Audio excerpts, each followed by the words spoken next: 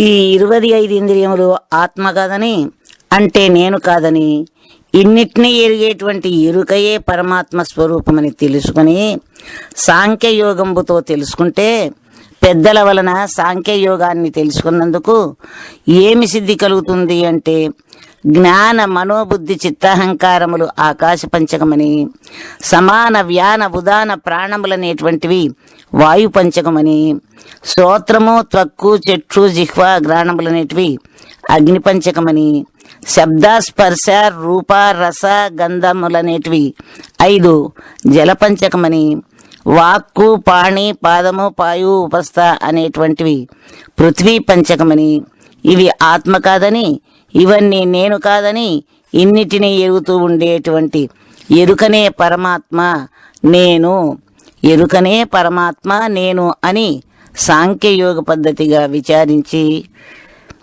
సాంఖ్య బోధ పద్ధతిగా విచారించవలెను. పిండాండమందు పంచభూతములు ఎట్లా వర్తిస్తుండాయి అనేది తెలుసుకోవలేను. జ్ఞాన సమానముల్ వీనులు శబ్దంబు వాగ్వ్యోమయంశముల్ వరుసనాయే, మనసు జ్ఞానము చర్మమును స్పర్శకరములు వాయువాంశంబులు వరుసనాయే, రూఢి బుద్ధియుదాన రూపాక్షిపాదముల్ వన్హి అంశంబులు వరుసనాయే, చిత్తంబు ప్రాణంబు జిహ్వ శిస్నిరసంబు వారి అంశంబులు వరుసనాయే, గంధ అహంకారముల పానగ్రాణ గుదములాయే, భూ అంశములు ఇట్లు నీ మాయవలన, రమ్య గుణధామ భద్రాద్రిరామ పరశురామ నరసింహదాస సంరక్షితం. నరములు అస్తులు చర్మనక రోమ మాంసముల్ భూగుణంబులు స్వేదమూత్ర శ్లేష్మములు శుక్ల శోణితంబులు జలగుణములు క్షుత్పిపాసాలస్య సుషుప్తి సంగమములు వన్హి గుణములు చలన దావన కంపన కుంచన ప్రసరణాధికములు పవనాది గుణములు భయకామ మోహముల్ క్రోధలజ్జయునబో గుణములిట్టి పంచభూతాంశ గుణములు బారదోలి నీ స్వరూపంబుగనువాడు నిర్మలుండు, రమ్య గుణధామ భద్రాద్రిరామ పరశురామ నరసింహదాస సంరక్షితం. స్థూల పదార్థమంతా పృథ్వీతత్వానిది, ద్రవ పదార్థమంతా జలతత్వముది, శూన్య పదార్థమంతా ఆకాశతత్వముదని ఏ భూతగుణములను ఆ భూతానికి పంచిపెట్టితే నీవు ఎట్లయితావు అంటే నిర్మలుడైతావు. నిన్ను నిర్మలుడుగా చేసే నిమిత్తమై వేదాంత ప్రక్రియ ఈ విధంగా చెప్పబడింది. నీ యొక్క స్వరూపాన్ని బాగా తెలుసుకోవాలంటే గురుముఖతః ఈ యొక్క సాంఖ్య పద్ధతిని తెలుసుకోవలేను. అన్నరసంబుతోనైన శోణిత శుక్లమయమైన ఈ దేహమన్నమయము పంచప్రాణంబులు ప్రబలి కర్మేంద్రియ పంచకంబును గూడి ప్రాణమయము, జ్ఞానేంద్రియములైదు మానసంబొక్కటి కూడి అయినది మన కోశమయము, వెలగి జ్ఞానేంద్రియంబులు బుద్ధియును కూడి విజ్ఞానమయము, అవిద్యయందు మనసు గలసిన ఆనందమయము. ఇట్లు పంచకోశములకు సాక్షి పరుడవీవు, రమ్య గుణధామ భద్రాద్రిరామ పరశురామ నరసింహదాస సంరక్షితం. అన్నమయము అన్నరసముతో పుట్టి అన్నరసముతోనే జీవించి బ్రతికినన్నాళ్ళు తర్వాత అన్నరూపమైన పృథివీలో మన్నుగా మారిపోయే భాగమంతా మనకు అన్నమయ కోశము, ప్రాణమయ కోశము, ఇంకా పంచప్రాణములు, మనసుతో జీవునితో కూడితే ప్రాణమయ కోశం, అంటే కేవలం ప్రాణమే ఒక కోశముగా ఉంది మనకు, ఆత్మకు. అందుకు అన్నమయ కోశాన్ని నడిపించాలంటే ప్రాణమయ కోశము కావాలి. అన్నమయ కోశము జడము గనుక జడమయమైన శరీరాన్ని కదిలించాలన్నా, దాన్ని లేపాలన్నా శక్తివంతమైన ప్రాణము ఉండి తీరాలి. అందువల్ల ప్రాణమయ కోశమైంది.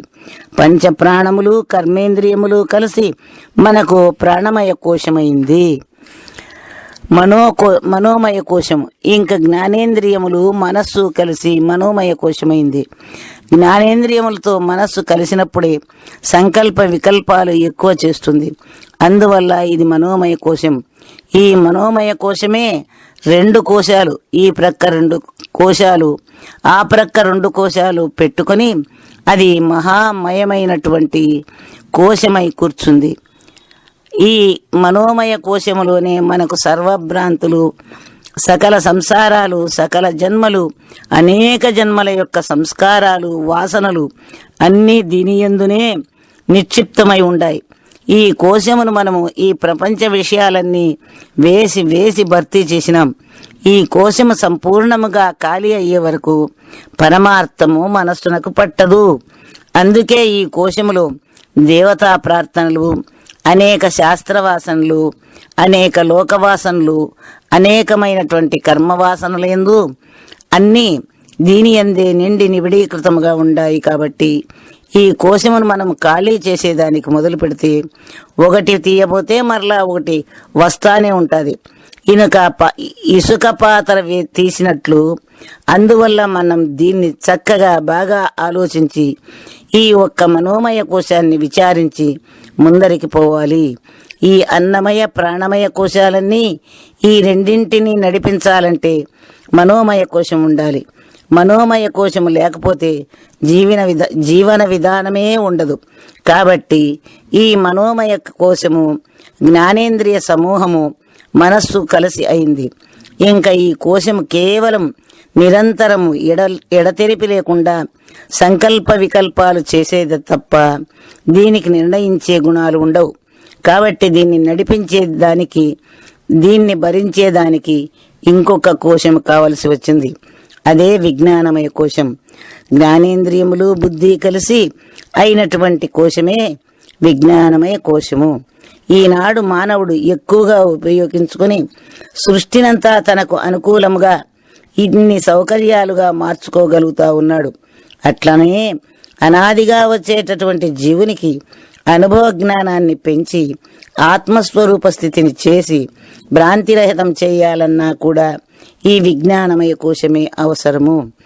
ఆనందమయ కోశం, ఇంకా ఆనందమయ కోశము మనస్సు మనకు రాత్రి పండుకున్నప్పుడు అవిద్య యందు లీనమైనప్పుడు ఈ లోకంలో ఏ విషయంతో పొందని ఆనందము మనం నిద్రలో పొందుతాం.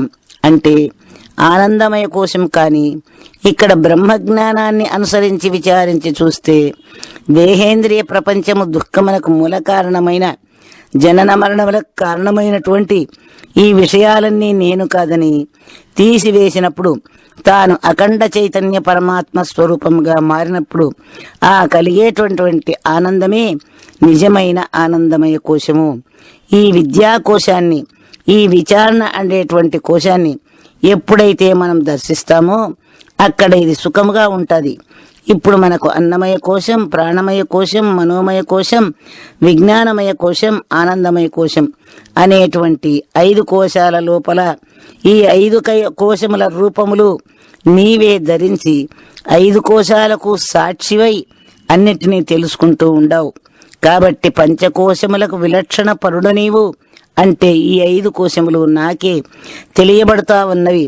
నేను వాటిని తెలుసుకుంటూ ఉంటాను. కాబట్టి తెలియబడే వస్తువులను తెలుసుకునే వానికి ఎప్పుడు దృశ్యములు గనుక, నా చేత అవి దృశ్యములుగా ఉన్నాయి గనుక నేను చైతన్య రూపమైన వస్తువును. అవి జడ పదార్థాలు, అవి నన్ను ఎరుగలేవు, వాటిని నేను మాత్రమే ఎరుగుతూ ఉన్నాను అనేటువంటి యొక్క జ్ఞానం ఎప్పుడు వస్తాదో అప్పుడు మనం ఈ పంచకోశముల యొక్క లక్షణము తెలియబడింది. ఇంకా వేదాంత విజ్ఞానాన్ని గుర్తించు. వేదాంత విజ్ఞానమే మన యొక్క లక్షణం. ప్రాణుండు హృదయాబ్జ పదమందు వాసమై నాణెపు శ్వాసముల్ నడుపుచుండు. పాయుపస్థలయందపానుండు మలమూత్రముల విసర్జన చేసి మెలగియుండు. నాభియందు సమానముగాయుండి సమముగా నాళ్ళన్నింటిని నడుపుచుండు. ఘన ఉదానుండును కంఠమందున నుండి నలవైకరి పలుకులు పలుకజేయు. వ్యాన పవనంబు దేహ సర్వాంగములను నిండి శీతోష్ణ స్పర్శల నిరుగజేయు. రమ్య గుణధామ భద్రాద్రిరామ పరశురామ నరసింహదాస సంరక్షితాంహ. సమానవాయువు నాభిస్థానములో నుండి తినిన ఆహారమును పచనము చేసి 72,000 నాడులకు రసాన్ని పంపిస్తుంది.